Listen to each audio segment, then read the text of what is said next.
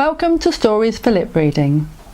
If you haven't used our website before, we suggest you look at our How to Use page before you begin. We hope you enjoy this story joke, which is called The Parrot in the Pet Shop. The Parrot in the Pet Shop. One morning, a woman went into a pet shop.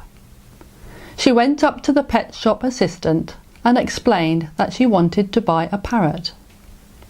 But she didn't want just any old parrot.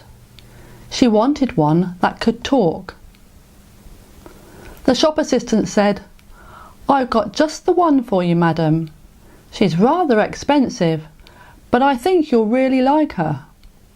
I've been training her myself, and she's doing really well." He took the woman to the back of the shop and showed her a very beautiful parrot sitting on a perch. The parrot gave a squawk and fixed the woman with a beady eye. "Let me show you what she can do," said the shop assistant. "If you pull the string attached to her right leg, she will say, 'Pretty Polly.' If you pull the string attached to her left leg, she will say, 'Polly wants a treat.'"